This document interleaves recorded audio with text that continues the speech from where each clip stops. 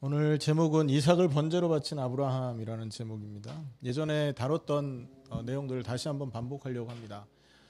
우리가 현장 사역을 위해서 21강 사역자 교재를 만들었죠. 사역자 교재는 관점이 그 조직 신학 관점입니다. 주제별로 성경의 핵심이 뭐냐, 또 그리스도가 뭐냐, 뭐 원래 인간이 뭐냐 하는 식의 어떤 주제를 가지고 그 주제에 대한 답을 하는 방식이기 때문에 빠른 시간에 사역자를 훈련하기에는 아주 좋은 교재죠.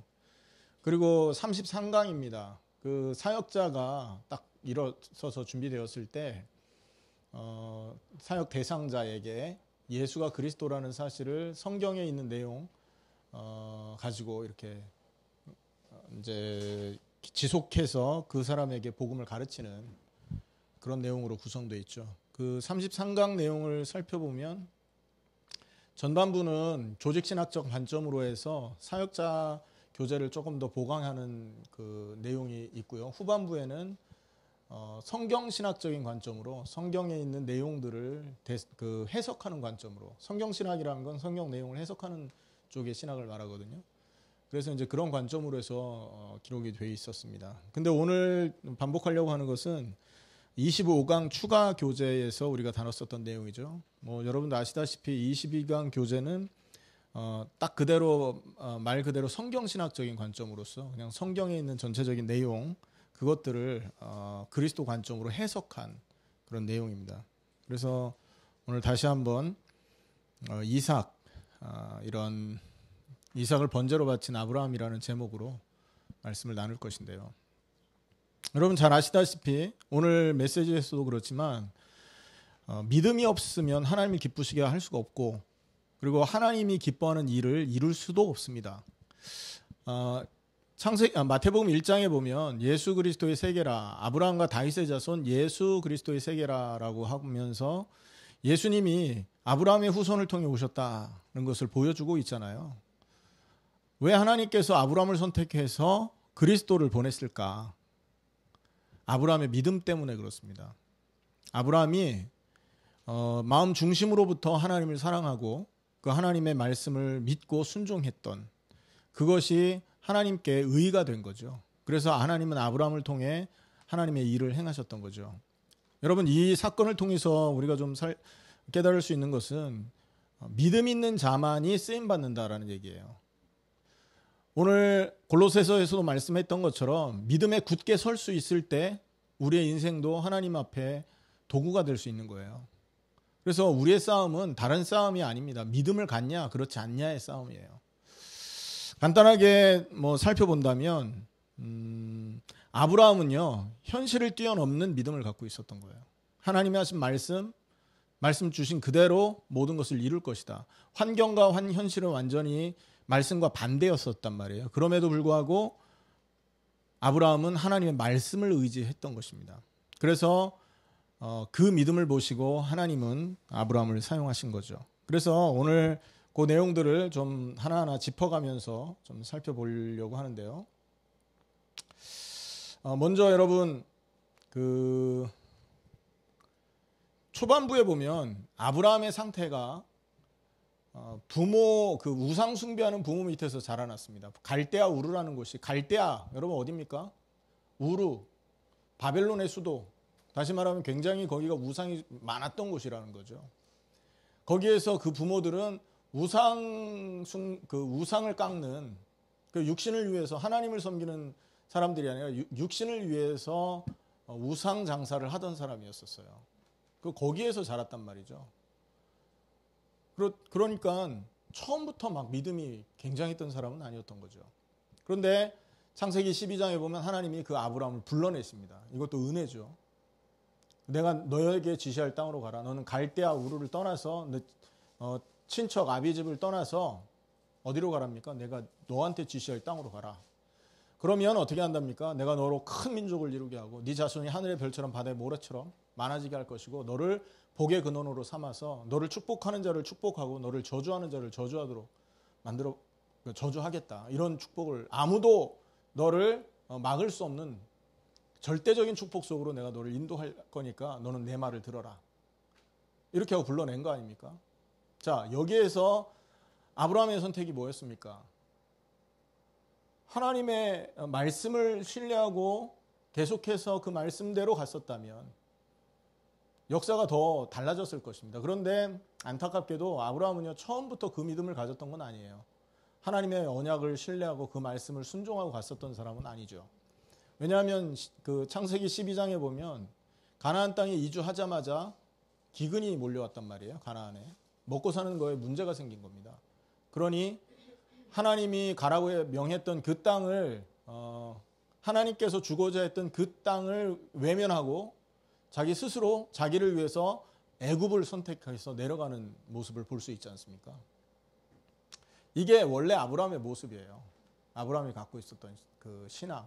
그런데 신기하게도 하나님이 그때그때 개입을 하셔서 아브라함이 믿음 가질 수밖에 없는 표적들을 보여주십니다.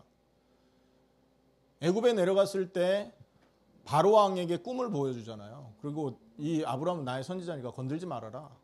그래서 사라 자기 아내를 누이라고 속여서 자기 아내를 자기가 살고자 하는 목적으로 자기 아내를 바로 왕한테 아내로 주었단 말이에요. 그날 밤에 하나님 꿈에 나타나서 사라 건들지 말아라. 나의 택한 백성이다. 그래서 다시 놓아주지 않습니까? 여기에서 아브라함이 뭘 받겠습니까, 여러분? 아, 내가 하나님 택한 백성이구나. 내가 하나님 영광을 위해 부름받은 사람이 맞구나. 확인했을 겁니다. 그리고 욕먹을 짓은 아브라함이 했는데 욕을 하기는커녕 바로 왕은요, 아브라함을 이렇게 선대합니다. 후하게 대접을 해서 그 애굽에 있는 모든 금은 보화를 이렇게 챙겨서 올려보내죠. 누가 하신 역사냐면 아브라함의 가문을 통해 하나님이 이룰 일이 있었기 때문에 하나님이 주권적으로 행하신 일이었던 거예요. 그래서 다시 가나안 땅으로 올라오잖아요. 자, 그런데 하나님이 약속한 대로 자녀가 있어야 될 거 아닙니까? 그런데 계속적으로 아이는 안 생기는 거예요. 초반부에는 이게 잘 안 믿어졌던 거죠. 하늘의 별처럼 바다의 모래처럼 네 자녀가 많아지게 하겠다라고 했던 이 언약이 잘 안 믿어졌던 겁니다. 그래서 가나안 땅에 다시 올라오고 나서 불신앙을 선택합니다. 엘리에셀, 하나님이 나에게 준 그 종을 내 자녀로 삼아서 내가 그를 통해 내 후대를 남기겠습니다. 하나님 다시 말하죠. 네 몸에서 태어날 그 소생이 바로 너의 후손이 될 것이다. 그 당시에 나이가 몇 살이었냐? 사라 나이는 90세고요. 그 다음에 아브라함 나이는 100살입니다. 현실하고는 전혀 맞지 않는 하나님의 언약이 자꾸 부딪혔던 거예요. 그런데 어떤 일이 벌어졌냐? 하나님이 약속대로 말씀대로 아브라함 몸에서 아들 이삭을 허락하신 거죠. 여러분, 이런 기적들이 아브라함에게는 굉장한 교훈이 됐을 겁니다. 하나님이 믿음 없이 출발했던 아브라함에게 하나님이 원하는 믿음을 가질 수 있도록 많은 이런 역사들을 하나님 행하신 거죠. 그래서 결국은 죽은 자 같은 몸 아닙니까? 아기를 어떻게 낳습니까? 100세 된 할아버지가. 그리고 경수가 끊어진 여자가 어떻게 아기를 낳습니까? 그런데 기적적으로 하나님의 언약이 성취된 겁니다. 아브라함이 이 사실을 어떤 신학자들은 그럽니다. 아브라함이요, 회춘을 했다고 합니다. 회춘. 그러니까 하나님이 젊어지게 만들어서 아기를 낳게 만든 거예요. 왜냐하면 여러분, 아브라함이 125세에 죽었거든요. 근데 100살에 아이를 낳았단 말이에요. 25년이라는 세월을 하나님께서 덤으로 허락하시면서 언약 때문에 175세에 죽는데 덤으로 하나님께서 어마어마한 언약을 이렇게 허락하시는 것을 그 인생을 허락했다. 그래서 아브라함의 인생이 그 언약 때문에 다시 젊어지는 축복 속으로 들어가게 하셨다. 이렇게도 말을 합니다. 그러니까 아이를 낳을 수 없는데 아기가 태어났으니까 말하는 거죠. 사라에게는 경수가 시작됐다는 얘기거든요. 그죠? 그리고 아브라함은 그 씨를 통해서 아기를 그 이삭을 이렇게 그 받을 수 있는 상태까지 됐었으니까. 그리고 175살 다시 수십 년을 더 하나님이 인생을 연장시켜 주신 거거든요. 이런 기적들을 통해서 그러니까 표적이란 겁니다. 나는 그럼 예수 믿으면 젊어지겠네? 그 말이 아니고 그럼 지금부터 뭐 예수 잘 믿어가지고 뭐 그 젊은이처럼 살아야 되겠네? 그 말이 아니고 표적을 보여주신 거예요. 아브라함이 믿을 수 있도록. 자, 그러다가 하나님이 아브라함에게 또 한 번 명령을 합니다. 네 아들, 이 22장이죠. 네 아들, 네 독자, 네 사랑하는 아들 이삭을 번제로 드려라. 오늘 우리가 읽었던 내용이 그 내용인 거거든요. 계속 흔들리다가 중요한 시간표에서 하나님이 다시 한번 질문을 한 거예요. 왜 그렇습니까? 하나님께서 아브라함을 시험하려고요. 사실 하나님의 입장에서는 네 아들을 모리아산에 이렇게 데리고 가서 번제로 드려라, 이 말은 하나님 입장에서는 시험으로 준 거지만 아브라함의 입장에서는요, 어이없는 얘기인 거예요. 충격적인 얘기인 거죠. 도무지 이해할 수 없는 명령이었던 겁니다. 22장 1절 2절입니다. 그 일 후에 하나님이 아브라함을 시험하시려고 그를 부르시되 아브라함아 하시니 그가 이르되 내가 여기 있나이다. 여호와께서 이르시되 내 아들 내 사랑하는 독자 이삭을 데리고 모리아 땅으로 가서 내가 내게 일러준 한 산 거기서 그를 번제로 드려라. 번제, 불에 태워 죽이란 말이에요. 아들을 불에 태워서 죽이란 얘기고 아들을 칼로 각을 떠서 하나님께 드리란 얘기예요. 있을 수 없는 얘기죠. 하나님이 예전에 과거에는 짐승을 잡수시더니 이제 식성이 변해서 사람을 이렇게 탐하시나? 이렇게 해석할 수도 있는 얘기예요, 이게. 그러니까 도저히 그 당시 사고방식으로는 이해할 수 없는 명령을 아브라함이 받은 거죠. 물론 하나님은 그걸 시험으로 주셨습니다만 그런 어이없는 명령을 아브라함은 시험이라고 생각할 수 없는 거 아닙니까? 자, 윤리적으로 도덕적으로도 용납 안 되는 명령입니다, 이건.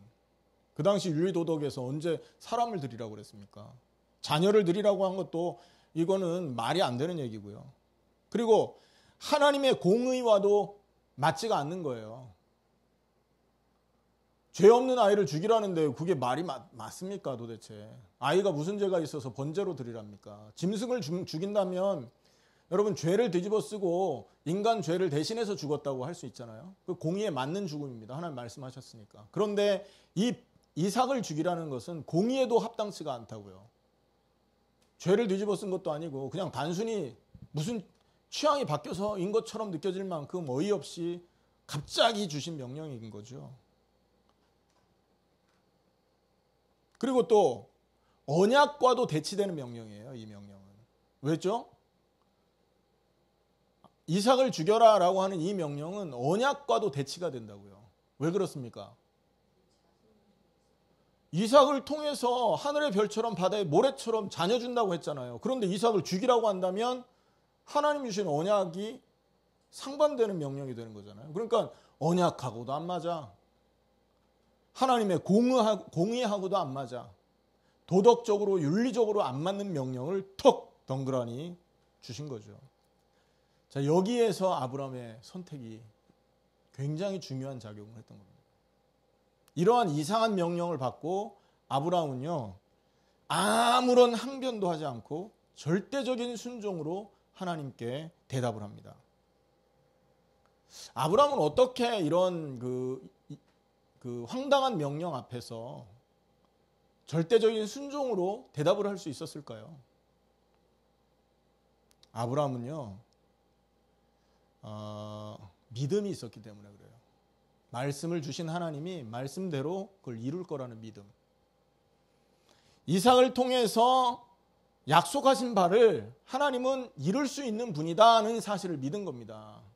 아브라함이 뭘 봤습니까? 기적적으로 죽은 태에서 아이를 낳는 것에 있어서는 죽음과 같은 사라와 자기의 몸을 통해서 아기가 태어난 걸 봤잖아요. 그러니까 아브라함이 믿을 수 있었던 근거가 됐던 겁니다. 그게 내가 이삭을 드릴지라도 하나님은 자기의 뜻을 이룰 수 있는 능력이 있는 분이다. 심지어 죽은 자리에서도 그를 다시 살리셔서 하나님의 뜻을 이룰 수 있는 능력의 하나님이다. 만일 하나님이 이삭을 죽은 대로 둔다면 하나님은 그거에 그 뜻을 이루는 데 있어서 도움이 되기 때문에 선택하신 것일 것이다. 그 믿음을 아브라함이 갖고 있었던 거죠. 어디에 나옵니까? 히브리서 11장에 정확하게 나옵니다. 이 말이. 히브리서 11장 18절 19절을 한번 보시기 바랍니다. 이 아브라함이 그래서 이 순종은요, 믿음이 없으면 절대 일어날 수 없는 행위라는 거예요.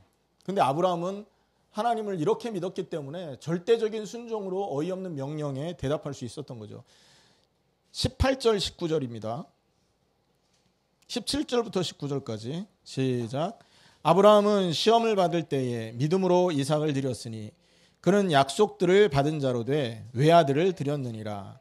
그에게 이미 말씀하시기를 내 자손이라 칭할 자는 이삭으로 말미암으리라 하셨으니 그가 하나님이 능히 이삭을 죽은 자 가운데서 다시 살리실 줄로 생각한지라.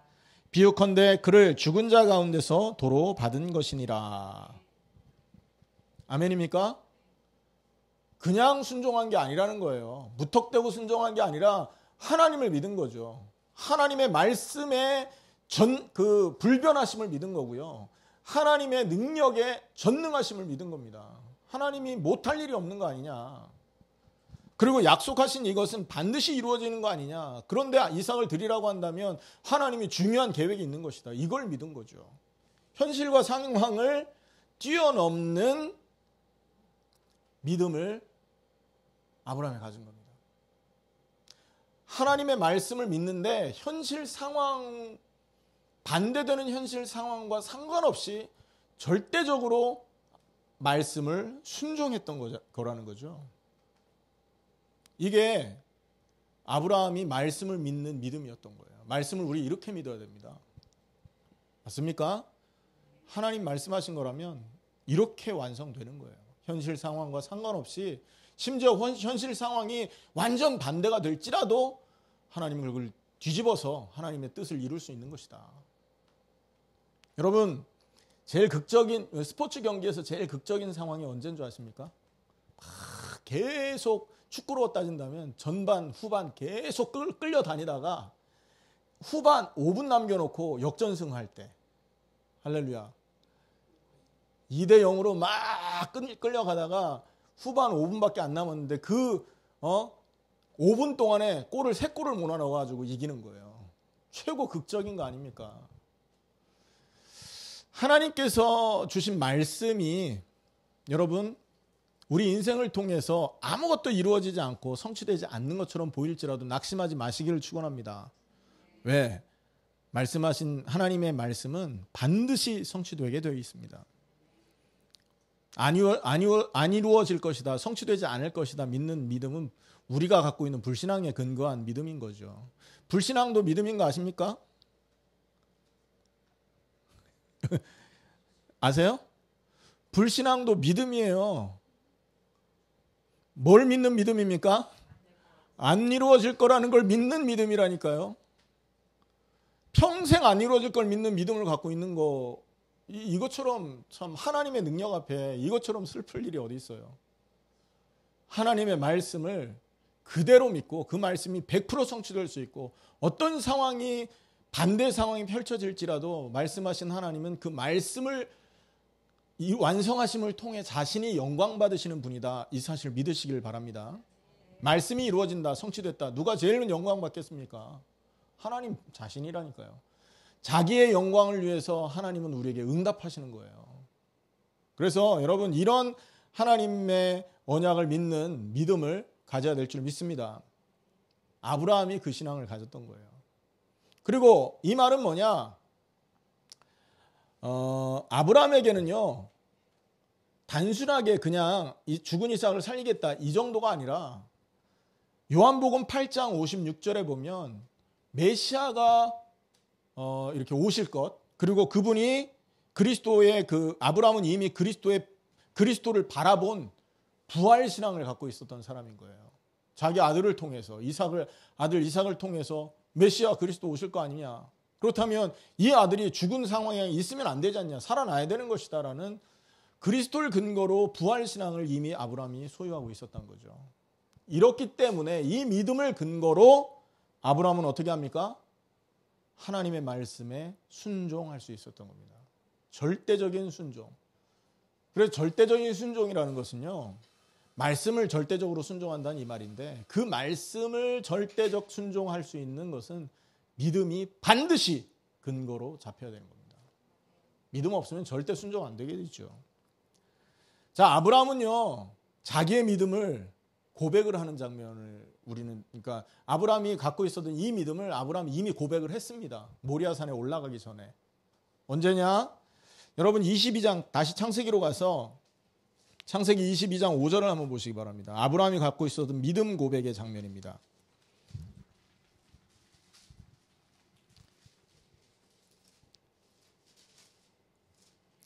(22장) 5절 같이 읽겠습니다. 시작. 이에 아브라함이 종들에게 이르되 너희는 나귀와 함께 여기서 기다리라. 내가 나귀와 함께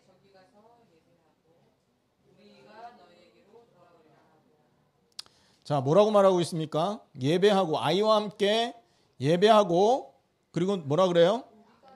우리가 너희에게로 돌아오리라. 우리가 돌아온다고 하는 이 말은 아들하고 같이란 말이잖아요. 지금 올라가는 이유가 뭐죠? 아들 번제로 주기로 올라가고 있잖아요. 분명히 번제를 드리려고 올라가요. 진짜 번제를 제대로 드렸다면 아들은 죽어서 거기에 묻혀 있어야 되는 거거든요. 그런데 올라가기 직전에 그 종들한테는 이렇게 말하잖아요. 우리가 다시 올 거다고요. 이게 뭘 믿은 겁니까? 이게 바로 부활신앙. 하나님의 말씀을 이삭을 통해서 반드시 완성할 것이다 라는 이 믿음을 고백한 장면입니다. 킹 제임스 버전에는요, 뒷부분을 정확하게 이렇게, 그러니까 NIV 성경에는 We will come back to you라고 하거든요. 우리가 다시 올 것이다라고. 그런데 킹 제임스 버전에는 뭐라고 나오냐면요, I and the lad will go beyond and worship and come again to you.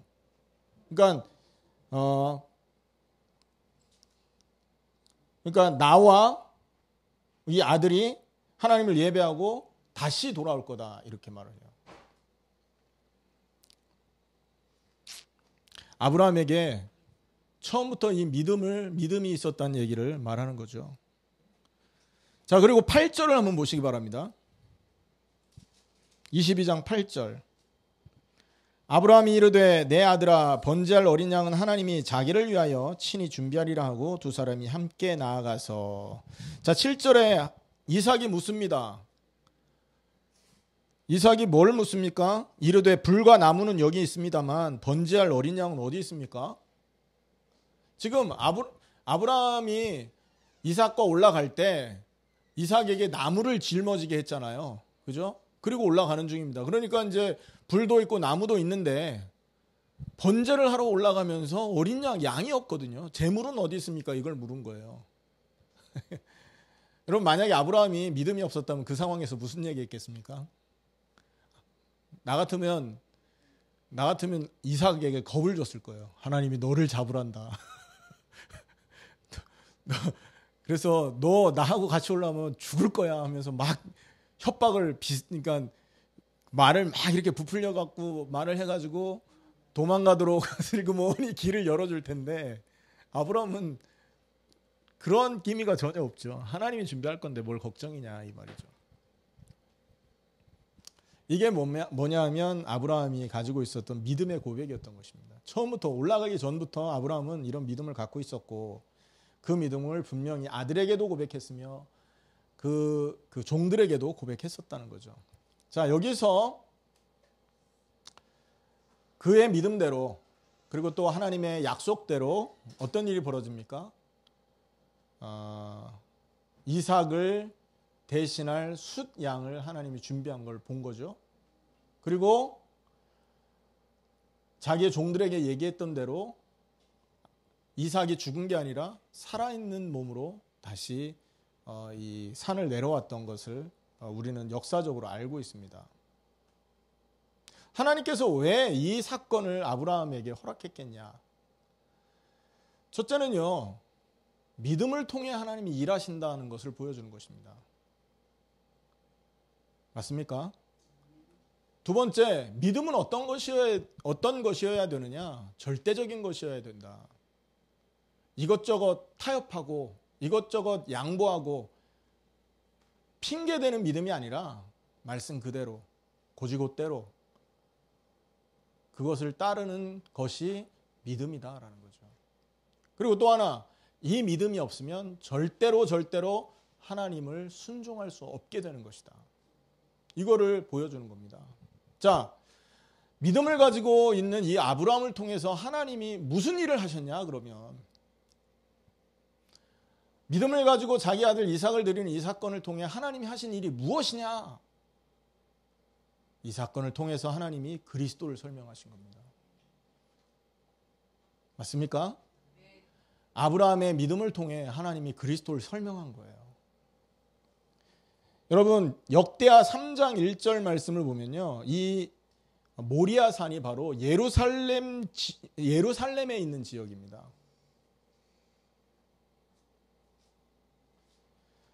이해되십니까? 그러니까 모리아 산은 예루살렘에 있는 지역이라고요. 여러분, 예루살렘 하면 뭐가 떠오릅니까?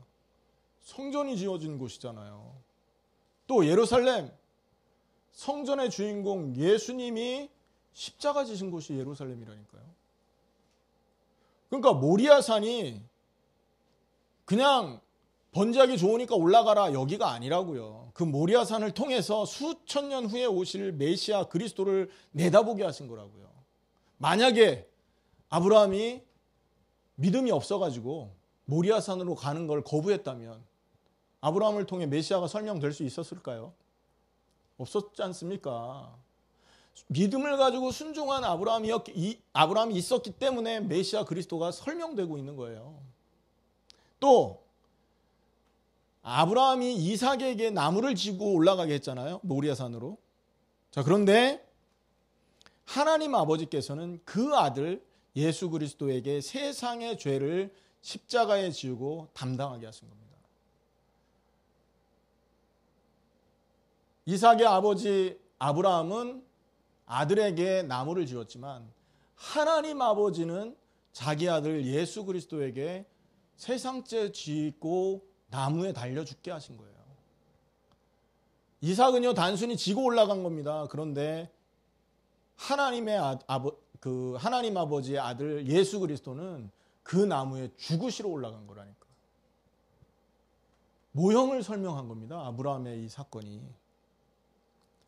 여기서 계속 전제는 뭐냐? 만약에 아브라함이 믿지 않았다면, 만약에 아브라함이 그 말에 순종하지 않고 그냥 자기 있던 브엘세바에서 머물러서 잘 먹고 잘 사는 걸 선택했다면 과연 이런 설명들이 있을 수 있었겠냐?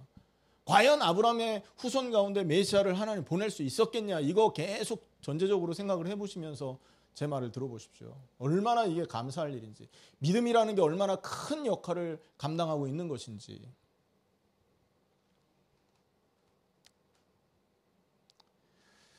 그리고 예수님은 누구냐? 바로 이삭을 대신하여 죽었던 숫 양의 실체가 바로 예수님이라는 겁니다.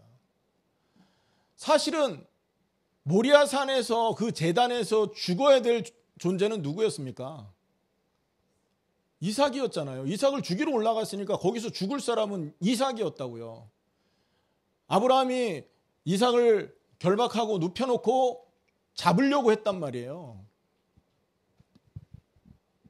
죽이려고 했단 말입니다. 짐승을 잡듯이 자기 아들을 죽이려고 칼을 들어서 내리치는데 하나님이 놀래서 아브라함에게 명령한 겁니다. 아브라함아, 아브라함아, 네 아들 이삭에게 손을 대지 말아라. 그리고는 뭐를 준비한 거죠? 수양을 준비한 거잖아요. 뿔이 수풀에 걸려서 움직이지 못하는 수양을 발견하게 해서 그 수양을 대신 죽이게 됐던 겁니다. 그러니까 원래는 이삭이 죽어야 될 자리였다니까요. 그런데 이삭이 죽은 게 아니라 누가 죽었죠? 수양이 대신 죽었지 않습니까? 그러므로 바로 이 수양은 인류를 대신하여 죽을 메시아를 예표하는 대속물이었다는 거죠. 대속물을 설명한 겁니다. 요한복음 1장 29절에 보면 세례 요한이 예수님이 나오는 걸 보고 얘기하죠. 보라, 세상 죄를 지고 가는 어린 양이로다. 여러분, 그 신학적인 의미로 말하면 저와 여러분이 그 번제단에서 죽어야 됐던 겁니다. 이삭이 올라가 누워 있었지만 사실 그 자리에는 이삭이 누워 있을 자리가 아니라 저와 여러분이 올라가 있었어야 될 자리라니까요. 그런데 그 우리와 그 이삭 대신 수양이 죽은 것처럼 십자가의 나무에 하나님의 어린 양 예수 그리스도께서 못 박히셨던 거죠. 그리고 갈라디아 1장 4절, 마가복음 10장 45절에 보면 십자가에 피 흘리고 죽으심으로 우리의 모든 죄가 대속된 겁니다. 맞습니까? 대신 거기에서 속죄함을 완성했다는 얘기죠. 그래서 여러분 마가복음 10장 45절에 인자가 온 것은 섬김을 받으려 함이 아니라 도리어 섬기려 하고 많은 사람을 위하여 대속물로 주려 함이라 그랬잖아요. 그 대속물이 뭡니까? 랜섬을 말합니다. 누군가를 건져내기 위해 쥐불대는 재물을 말하는 거죠. 우리를 죄악에서 건지려면 구약에는요, 죄인이 죄에서 해방받으려면 뭐가 죽어야 됐죠? 짐승을 죽였다고요. 그걸 보고 랜섬, 대속물이라고 하지 않습니까? 예수님은 우리의 죄악을 위해서 십자가에 대신 피 흘려 죽으신 대속물이었던 겁니다.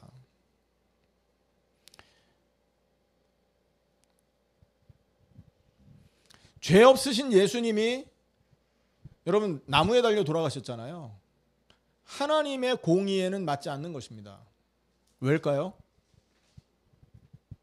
예수님이 죄가 없는데 죽었잖아요. 그건 공의하고는 틀린 얘기라니까요. 하나님의 공의는 뭡니까? 죄 있는 자를 벌하는 게 공의라고요. 아멘? 그런데 예수님은 죄가 없는데 죽었어요. 이건 공의에 맞는 얘기예요? 틀리는 얘기예요? 틀리는 얘기잖아요. 예수님이 십자가에 죽었다는 것은 하나님의 공의에는 어긋나는 겁니다. 그러나 인류의 죄 문제와 인류가 가지고 있는 모든 하나님의 진노를 해결하려면 예수님이 죽어야 된다는 걸 아셨기 때문에 받아들이신 겁니다. 마치 이삭이 번제단 위에서 아버지가 죽이려고 하는데 그 죽음을 아무런 저항 없이 받아들였다고요. 한번 예를 하나 들어볼게요. 제가 제일 이해 안 되던 게 그거였었습니다. 교회를 다니기 시작하는데 이삭이 교회에서 제가 한번 이 본문을 가지고 교회 선생님이 공부를 할 때 선생님한테 질문을 했어요. 선생님, 이삭이 무슨 죄가 있는데 거기에서 죽어야 됩니까? 꽁꽁 묶였는데 왜 아무런 저항을 하지 않았습니까? 제가 그 당시 어린 시절이었는데 그 질문을 했거든요. 대답을 못 해주시더라고요. 근데 나중에 깨달았습니다. 여러분 한번 생각해 보십시오. 이상일 집사님 여기 계시는데 아버지가 이상일 집사님을 이유 없이 꽁꽁 묶어갖고 눕힌 다음에 죽인다고 해보세요. 가만히 있을까요? 우리 아들을 만약에 제가 꽁꽁 묶어갖고 눕혀가지고 만약에 그런다, 우리 아들 펄쩍펄쩍 뛰고 난리 날 겁니다. 제가 이해 안 되던 게 그거였었다고요. 그런데 나중에 보니까 이삭이 아브라함이 죽이려고 한 그 사건 앞에서 저항하지 않았던 것은요, 바로 이삭이 그리스도의 예표자였기 때문에 그런 거예요. 여러분 예수님도 저항할 수 있었다니까요. 근데 저항하지 않았다고요. 왜? 인류를 구원해야 되는 걸 알았기 때문에. 이삭이 그럼 알았냐? 그건 모르겠어요. 이삭이 그 메시아를 예표하기 위해서 자기가 사용되고 있다는 걸 뭐 알았는지는 모르겠습니다만 성경에는 이삭이 저항했다는 말은 없잖아요. 뭘 의미하느냐? 바로 이삭의 죽음이 바로 그리스도의 죽음을 예표하는 사건이기 때문에 그렇게 기록되어 있는 거라고요. 이해되시죠, 여러분? 인류의 죄 문제와 죄 때문에 하나님을 떠나서 생겼던 모든 문제를 해결해야 되는 분이 예수님이라는 것을 알았기 때문에 죽기까지 예수님은 복종하시고 죽음을 선택하신 겁니다. 그래서 바로 이 숫양은 바로 그리스도의 실체가 그림자고 그리스도는 이 숫양의 실체가 되는 분이라는 거죠. 자, 그리고 믿음 있는 아브라함을 통해서 하나님이 또 설명한 그리스도의 부분은 어떤 겁니까? 아브라함이 믿음으로 이삭을 드렸는데 죽지 않고 다시 도로 받았잖아요. 마찬가지로 예수님은 장사한 지 사흘 만에 죽음에서 다시 살아나오셨던 겁니다. 아브라함의 이 짧은 사건이지만 믿음으로 순종한 이 아브라함의 믿음을 선택한 이 행동 때문에 하나님은요 그리스도에 관련된 어마어마한 것들을 설명한 겁니다. 이 믿음으로 순종한 아브라함에게 오늘 우리가 읽었던 본문에 보면 창세기 22장 16절에서 보면 이렇게 말씀하시죠. 이르시되 여호와께서 이르시기를 내가 나를 가리켜 맹세하노니 네가 이같이 행하여 내 아들 내 독자도 아끼지 아니하였은즉. 이 말은 뭐냐? 믿음 가지고 이렇게 100% 순종했지 않냐? 그러니까 내가 이 믿음을 근거로 너에게 복을 주겠다. 17절 내가 네게 큰 복을 주고 내 씨가 바다에 그러니까 내 씨가 크게 번성하여 하늘의 별과 같고 바닷가에 모래 같게 하리니 내 씨가 그 대적의 성문을 차지하리라 그랬습니다. 18절에 보면 내 씨로 말미암아 천하 만민이 복을 받을 것이다. 이는 네가 나의 말을 준행하였음이니라 하셨다 하니라. 계속 말하죠. 네가 복 받는 이유는 네가 나를 믿고 내 말에 절대적인 순종을 선택했기 때문에 내가 너를 이렇게 복을 줄 수밖에 없다라는 얘기라고요. 다른 얘기로 말하면 내가 너를 통해서 나의 메시지를 온 세상에 선포한다. 그리고 온 세상을 구원할 구원자를 너를 통해서 보내겠다. 왜? 네가 나를 믿고 준행하였기 때문이다. 그래서요, 믿음은 헛된 게 아니라니까요, 여러분. 우리가 믿음을 굳게 지켜야 될 이유가 있다면 믿음을 통해서 하나님은 일할 수 있기 때문에 온 세상 사람이 불신앙을 선택하고 자기 길을 가고 있는데 어떻게 하나님이 자기의 뜻을 이 세상에 펼치겠습니까? 그래서 믿음을 가지고 순종하는 백성들을 통해 하나님은 일할 수 있는 거예요. 그러므로 이 믿음의 순종은 헛된 게 아니라는 거죠. 여기에서 보면 아브라함의 씨를 통해 대적의 성문을 차지하라고 할 거라고 말씀했죠. 이게 뭐냐? 부활을 통해서 완성됩니다. 이게 대적의 성문을 차지하리라. 대적은 뭘 말합니까? 인간을 하나님을 떠나게 만든 사단 아니에요. 사단이 우리 인생의 최고의 대적이거든요. 그 대적의 성문을 차지할, 대적을 정복할 거라는 얘기예요. 이 말이. 언제 정복됩니까? 그리스도가 십자가에 죽고 부활하면서 히브리서 2장 14절 15절에는 죽음의 권세 잡은 자 마귀를 없이 하셨다 이렇게 말하잖아요.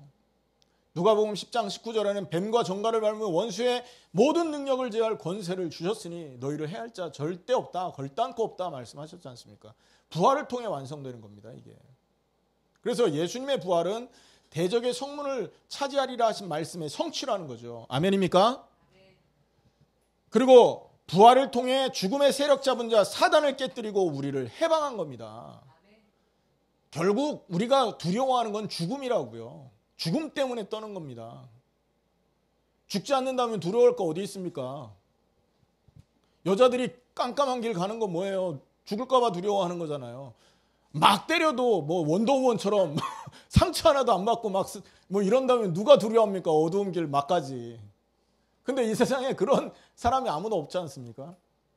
근데 유일하게 죽음을 이길 길이 있다는 거예요. 뭐죠? 그리스도.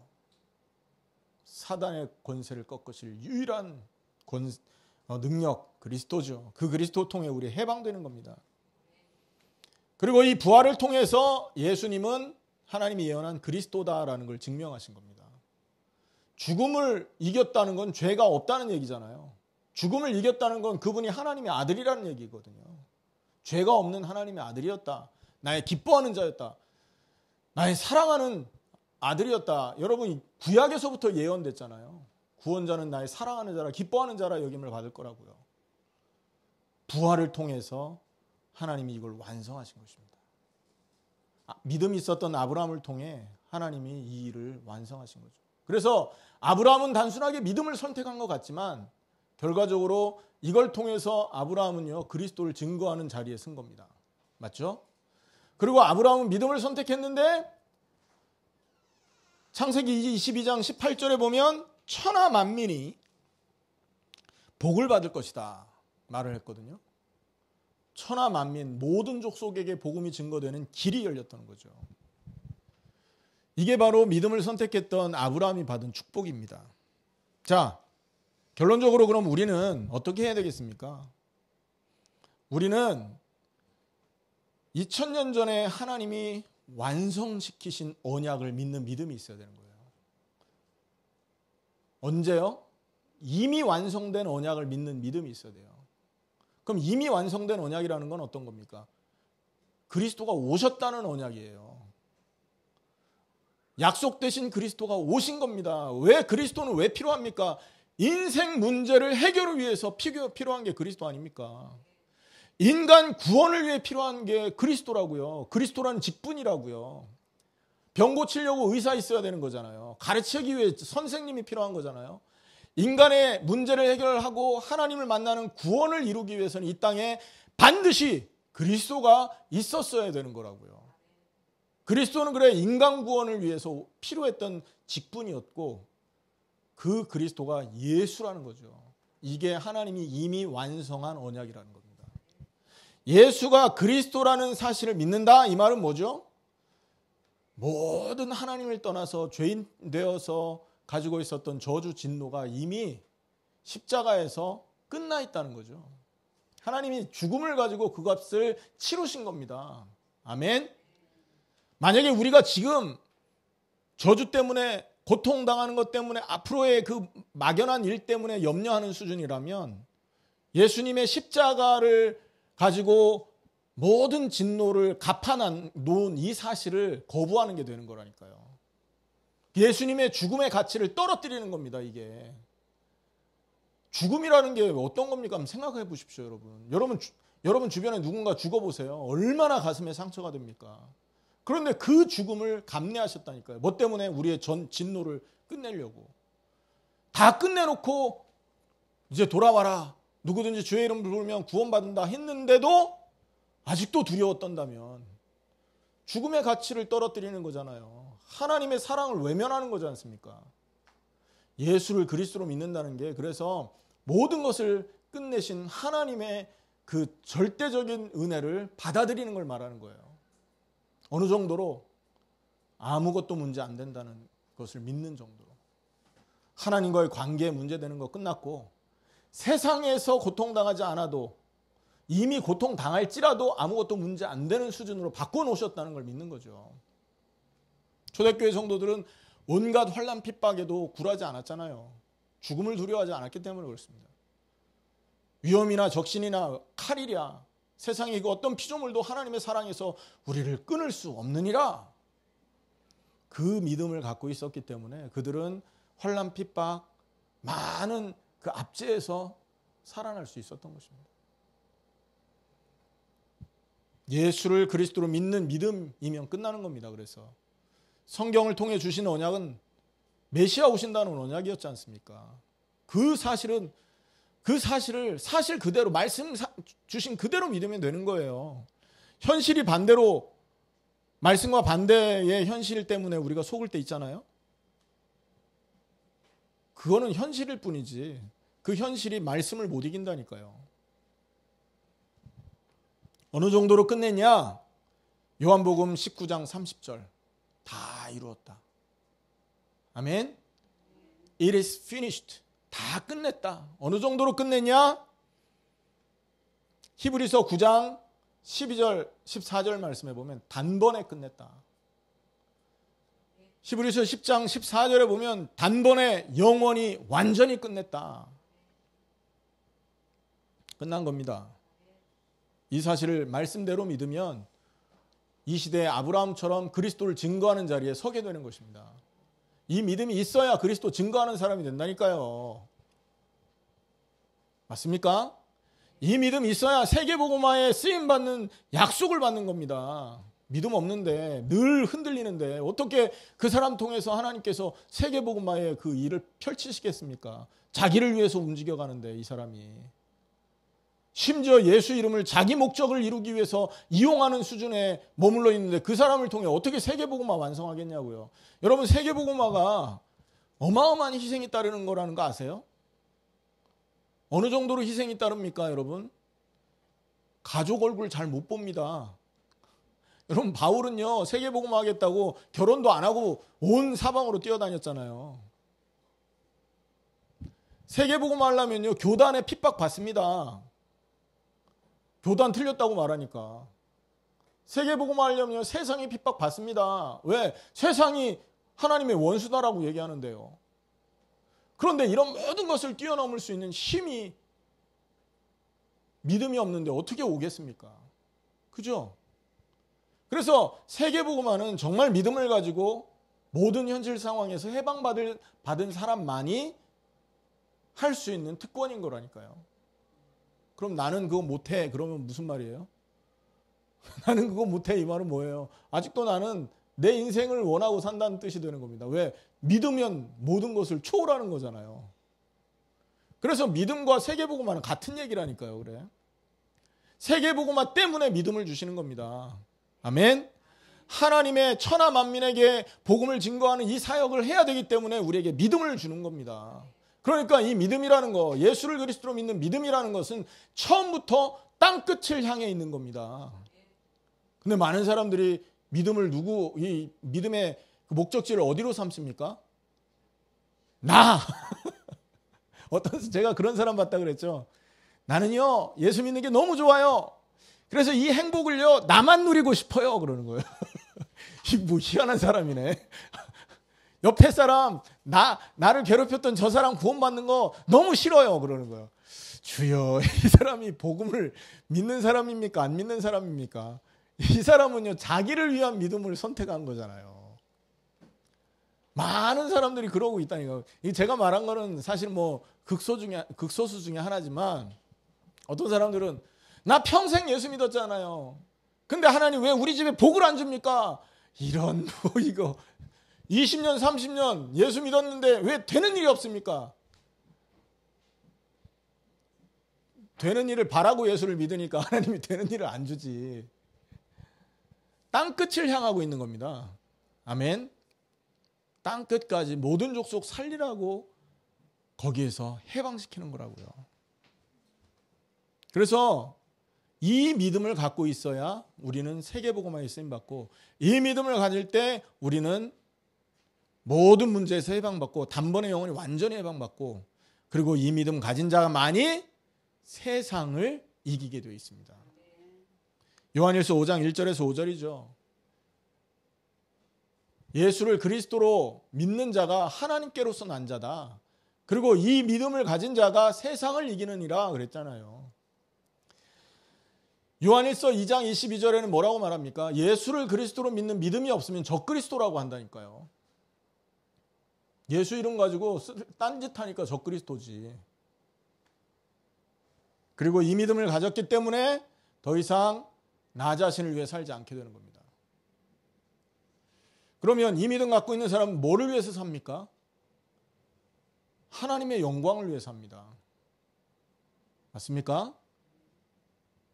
하나님의 영광을 바라고 즐거워하기 때문에 이 사람은요, 위의 것을 사모하고 하나님의 뜻을 이루는 것을 위해서 산다고요. 하나님을 바라보고 위의 것을 바라보니까 하나님이 주신 힘을 공급받지 않습니까? 그 힘으로 어떻게 하는 거예요? 이웃을 살리는 겁니다. 이웃사랑. 어디까지 펼쳐지는 겁니까? 이 이웃사랑은 세계 땅끝까지 펼쳐지는 거. 모든 족속을 향해서 펼쳐지는 사랑을 말하는 거죠. 얼마나 대단한 은혜입니까, 여러분? 이 은혜 속에 우리가 부름을 받은 것입니다. 오늘 말씀 마치겠습니다. 이삭을 바친 아브라함, 이삭을 번제로 바친 아브라함인데 믿음이 있었기 때문에 말씀에 순종할 수 있었습니다. 그죠? 믿음이 있었기 때문에 하나님은 아브라함을 통하여 그리스도를 증거하는 자리에 세웠던 것입니다. 그리고 믿음이 있었기 때문에 하나님은 아브라함이 천하 만민의 복을 받게 하셨던 거예요. 그렇다면 우리가 이걸 적용해야죠. 무엇을 믿는 믿음이 우리에게 있어야 됩니까? 예수를 그리스도로 믿는 믿음이 있어야 되는 겁니다. 말씀 그대로. 현실 상황은 우리를 속입니다. 속이도록 되어 있어요, 그거는. 그러나 현실 상황은 말씀과 반대될지라도 우리는 능력의 실체이신 그리스도를 믿는 사람 아닙니까? 십자가와 부활을 통해 모든 문제가 끝났다는 사실을 믿는 사람 아닙니까? 그렇기 때문에 땅끝을 향하여, 당대 세계복음화를 향하여 복음을 증거함으로 이웃을 살려내는 이 사역을 향하여 우리는 나아갈 수 있는 것입니다. 이번 한 주간에 여러분 하나님이 주신 이 언약을 내다보면서 위의 것을 바라보며 하나님 사랑과 이웃 사랑과 전 세계 살리는 하나님의 그 계획을 이루는 여러분 될 수 있기를 예수님의 이름으로 축원합니다. 기도하겠습니다.